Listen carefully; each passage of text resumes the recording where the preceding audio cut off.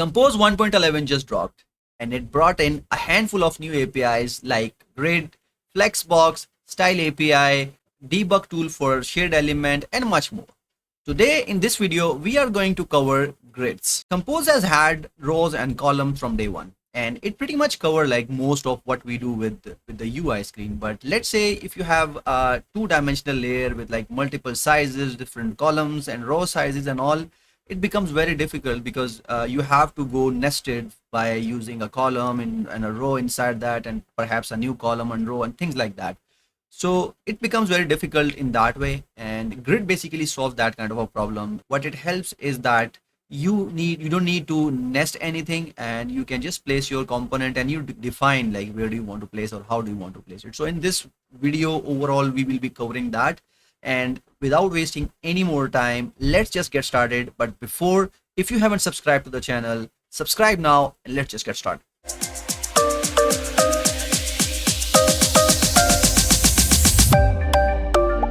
Okay, so what I have done is that I've created a new project, and it's an empty project. It doesn't have anything. And over here what I've did is that I've created a scaffold, and inside that I have created this grid which is a composable that we are gonna work on. Okay, now we have like everything set up, and you can do it simply by adding that updating that version.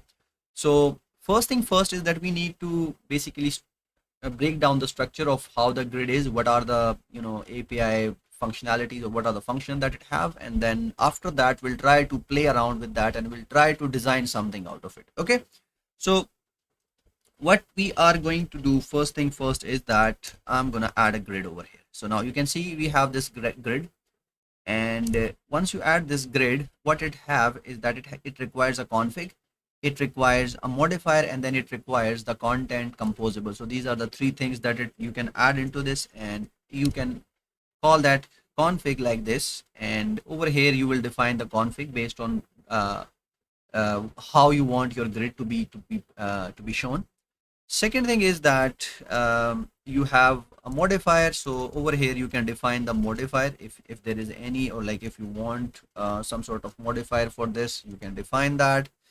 And third one is the content. So inside that we will be adding this content. Now there's one more thing, grid, flexbox, and all these new APIs are experimental, so you need to add the experimental annotation for that. So I'm gonna add that, and once I add that, you will see.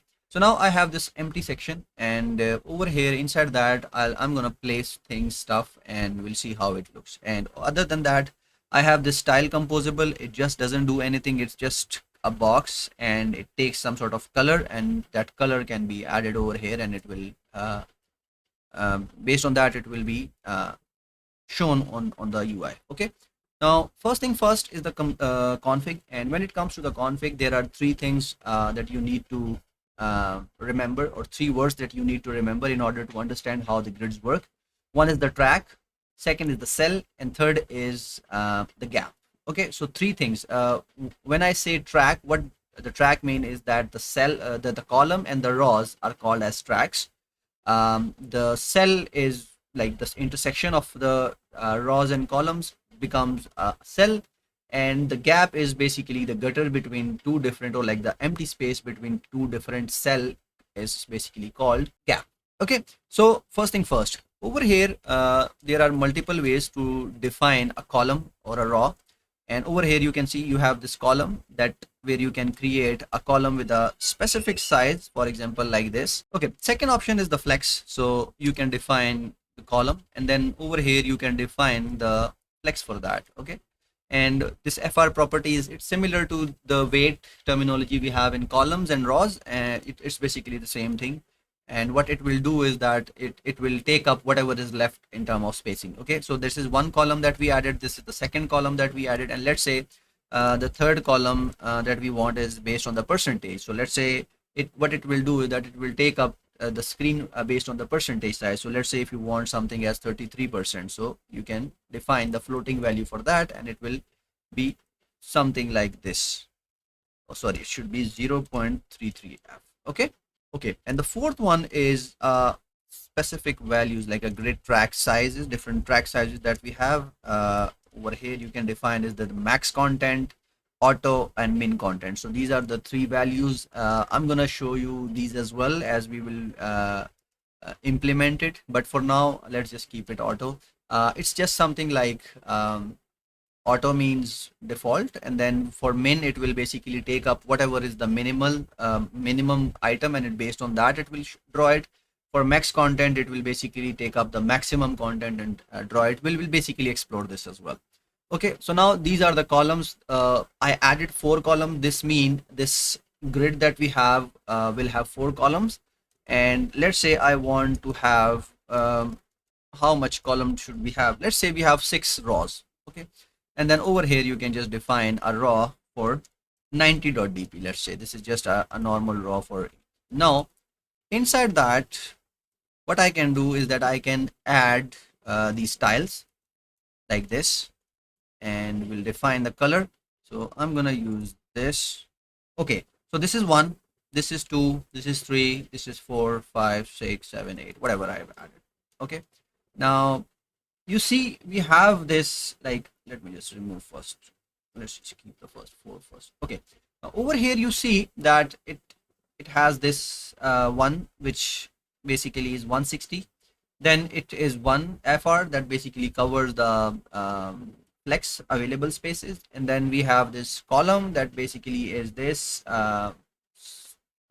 having something like this, and last one is the auto. So it kind of basically doesn't show to us, and like you can just remove it, and it, so we have something like this. Let me just change the colors for these a bit so that we can understand what's going on rather than just looking at these section like this. Okay, now let's say I want to get rid of this, or let's say I want to add the max content to it.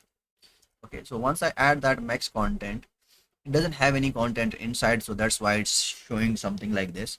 Now let's say we add a text for this text, and over here you can say okay. And now as soon as I added text, you can see that it started covering the content, like it started adding this text into it, and based on that you will see that the second column that we have gets started like adjusting. Okay, and over here like the Google Compose, and now you can see basically it's getting outside of this, but like these values are according to that shrinking. And since I use this max content, now if I use min content, now what it will do is that it will try to wrap it around the Google and based on that, like the minimal space that it can take, and draw it accordingly.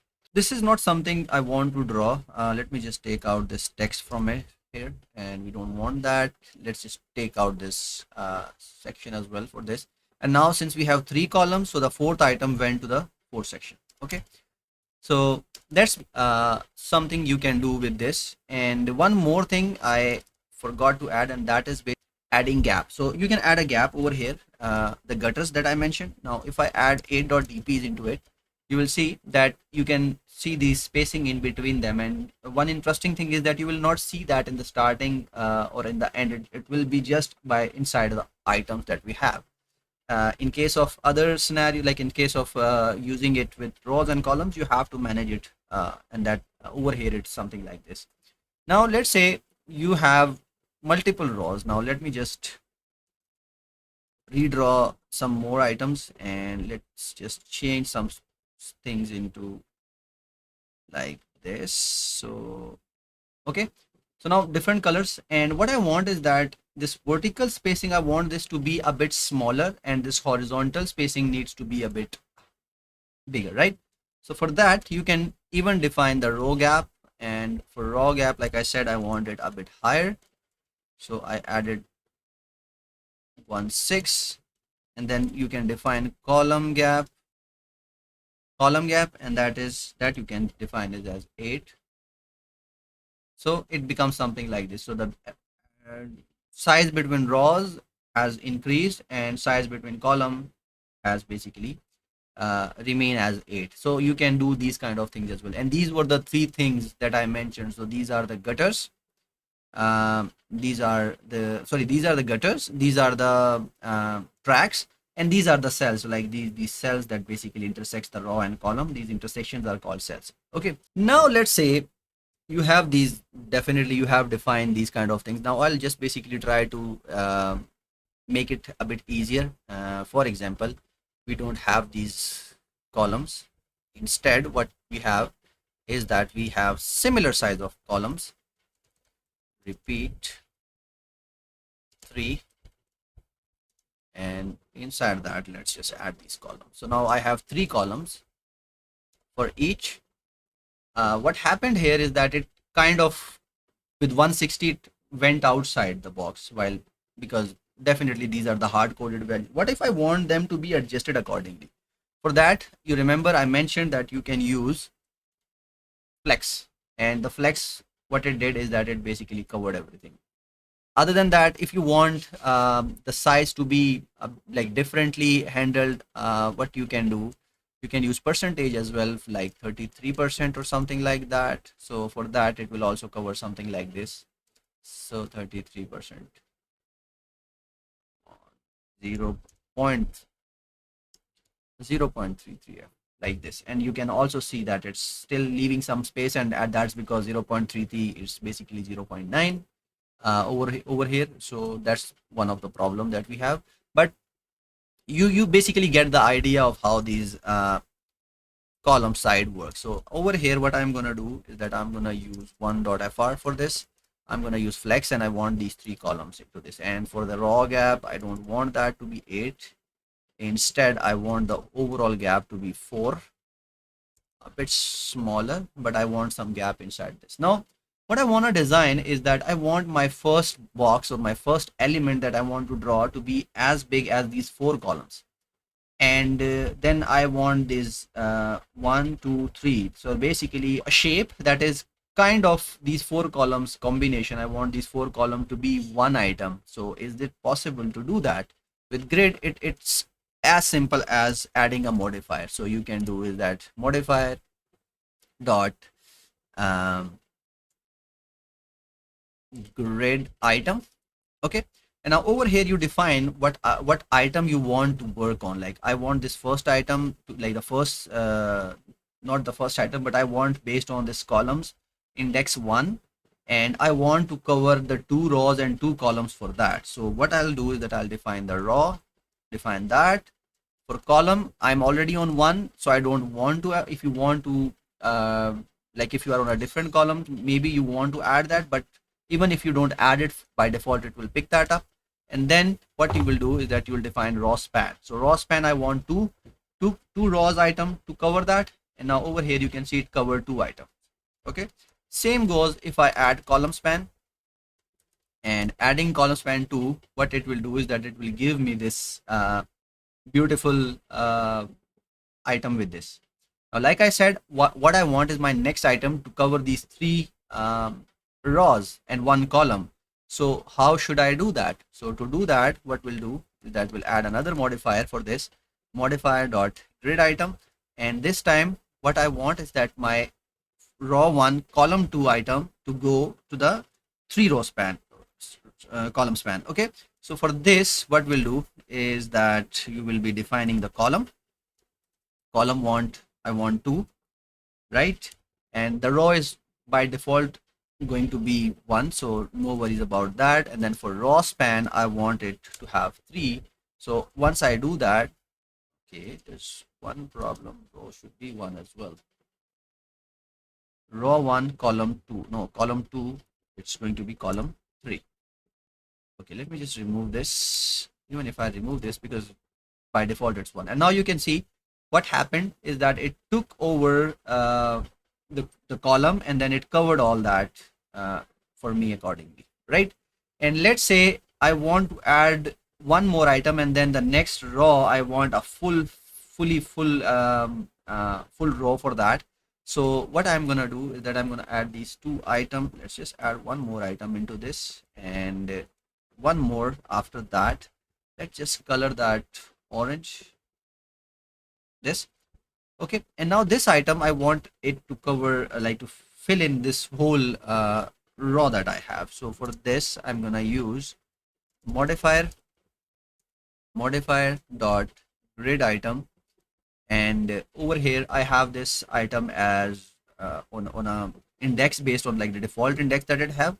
And I, what I'll do is that I'll just define the column span for this to cover these 3 columns, and now you can see that it covered all these kind of things. And now the important thing is that I created these boxes. You can have any item, like you might have a button, or you might have a box, or you might have a text view, or you might have any other composable card, and you want to place them in a way so that basically they look something like this. This is how you can do it. Now imagine if you have to do this specific structure with rows and columns. So first, for this structure, if I am thinking, first you need one column to cover all that, then you need a row for this, okay, and then inside that row you need a column for this and that, and then another row to cover these two, then this, then another row item for covering this, and then one item, so that they're like almost 5 to 6 row in a nested form to cover to create something like this. But now it is just something like this, just a couple of lines, and you get this. It's pretty easier, to be honest. It has taken away a lot of effort and make it a bit easier in order to design something like this where you have these kind of structures. So that's great. And we covered some of the vocabulary like tracks, gaps, cell, and other than that we explored the different sizing that you can use. And we also explored grid item, where you want to explicitly place something with the use of span, with the use of row and column positioning. You can do that as well. Other than that, Compose have some more APIs like FlexBox, Style API, and debug mode for shared element, things like that. So I'll be covering that in the next couple of videos. So if you haven't subscribed to the channel, please do subscribe, and I'll see you in the next video. Till then, happy coding. Bye bye.